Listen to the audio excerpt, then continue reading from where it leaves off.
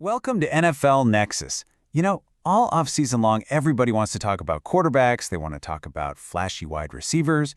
But for the Indianapolis Colts, the real, franchise-altering decisions, they're happening on the other side of the ball.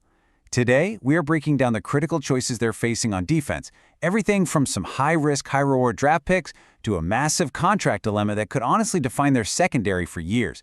It's a classic team-building puzzle, and believe me, every single piece is connected. Okay, so here's how we're going to tackle this. First, we're going to set the stage, really understand the core problem with the Colts' defense. Then, we'll dive into the draft and look at a potential two-pronged solution. After that, we got to talk about the really complicated contract situation for a key starter. And finally, we'll bring it all home and look at the huge decisions sitting right on General Manager Chris Ballard's plate. Look, I get it. In today's NFL, it's easy to get caught up in the buzz around offensive skill players. But the moves that are truly going to shape the Colts' identity, their ability to really compete, it's not just about scoring points, it's about preventing them. Right now, this team is at a huge fork in the road on defense. And the path they pick this offseason, do they invest in youth through the draft or do they pay proven but maybe imperfect veterans? That choice is going to have some serious, long-lasting consequences for the whole franchise. So, how exactly can the Colts start building for that future? Well, let's explore one possible path. We're going to use Chad Reuter's latest mock draft over on NFL.com as our guide. And it's a really fascinating projection because it has the Colts using their first two pretty valuable picks to lay a whole new foundation on defense, targeting two spots that are in desperate need of youth, talent, and just some long-term answers. Okay, problem number one. It's right there in the trenches. The engine room of any great defense. The heart and soul of their D-line, DeForest Buckner and Grover Stewart, are absolute titans. These guys have been the bedrock of this unit for years. Buckner brings that interior pass rush, and Stewart is just this immovable object against the run. But Father Time is undefeated, right? Both of these stalwarts are going to be 32 years old when the season kicks off. And for interior defensive linemen, guys who are eating double teams on almost every single snap, that's an age where you have to start planning for what's next. The drop-off can be steep, it can be sudden, and you just can't afford to be caught flat-footed when your anchors start to wear down. So what's the move? Well, you don't wait for the decline to happen. You get ahead of it. Reuter's mock draft suggests a classic succession planning strategy. You draft a young stud to learn from the masters. And the pick here is Caleb Banks from Florida, a towering 6'7" prospect. The idea in theory is just brilliant. You bring Banks in, you let him soak up the pro game, the techniques, the work ethic from two of the best in the business like Buckner and Stewart. He wouldn't have the pressure of being a star from day one. Instead, he'd be groomed to take over when the time is right. And when you look at what he did in college, you can really see that raw potential. Over 5 years at Louisville and Florida, Banks was consistently disruptive.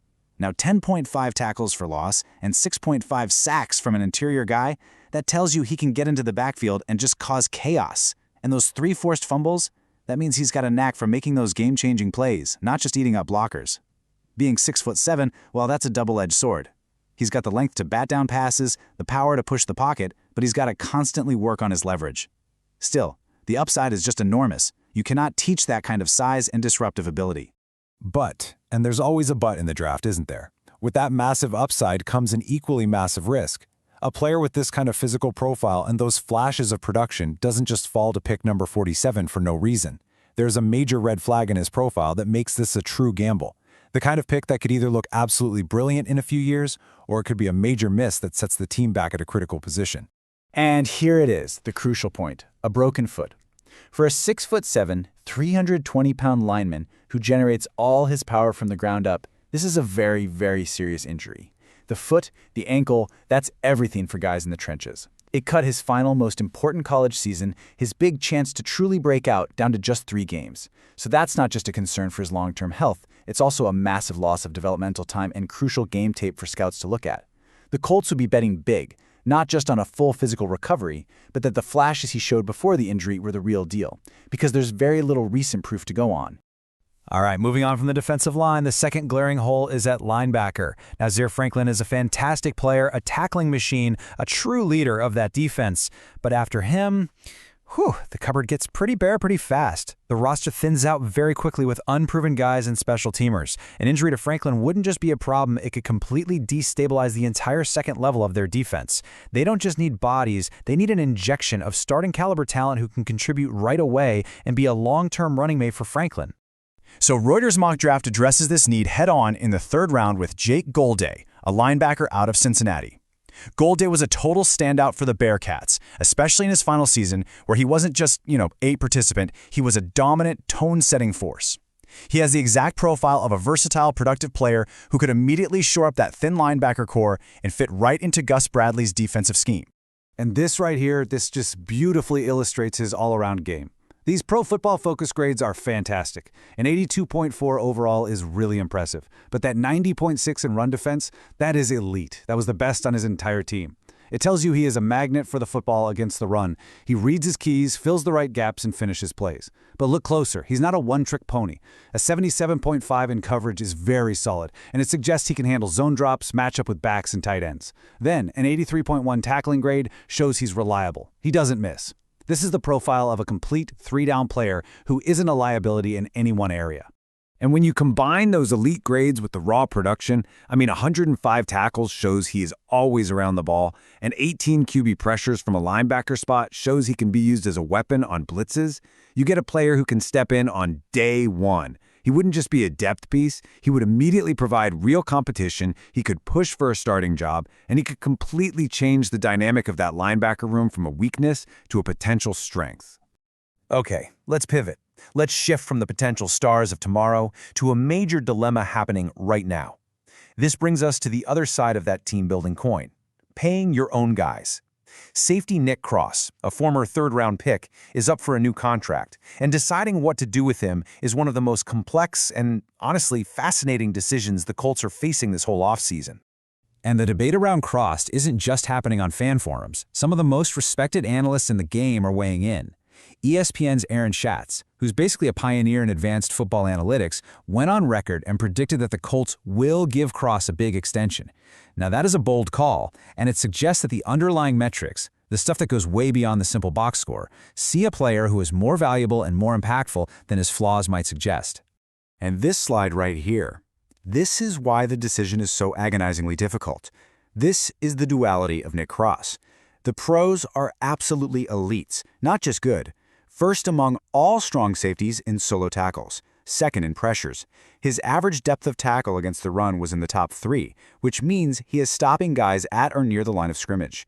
He has a phenomenal weapon when he's playing downhill. In the box, he's basically an extra linebacker who can stop the run and terrorize quarterbacks. But that con is a massive one.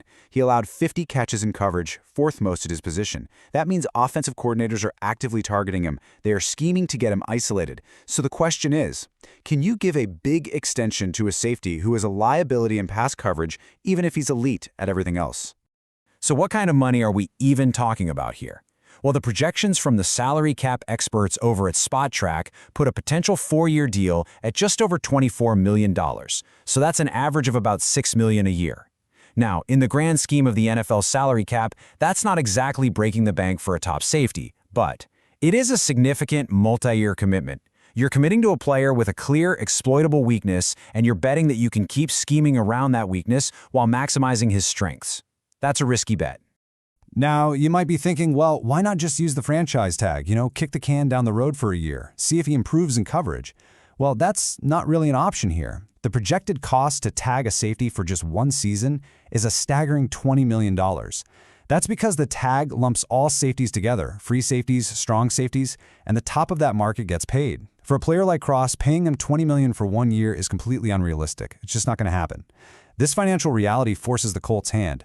They have to either commit to him long-term now or get ready to let him walk. And here's the little piece of historical context that's just looming over this whole negotiation. Just last year, GM Chris Ballard was in a very similar spot with another safety he drafted in the third round, Julian Blackmon. And Blackmon was a productive player, but the Colts ultimately chose to let him test the market, and he walked away. So does this set a pattern? Does it signal that Ballard is philosophically against investing big second contracts in non-elite safeties, preferring to just churn through draft picks? Or was the Blackmon situation unique? It's a critical piece of the puzzle that makes predicting what's going to happen with Cross so incredibly tough. So this all brings us back to the man in charge, General Manager Chris Ballard. He's not looking at these choices in a vacuum, the draft picks, the Cross extension. No, he's playing 3D chess, trying to weave all of these threads together into one cohesive strategy to build a championship-caliber defense, not just for today, but for the future. And this is basically the blueprint of the challenge right in front of him. First, he's got to address the age on that defensive line by injecting it with young, high-potential talent like a Caleb Banks.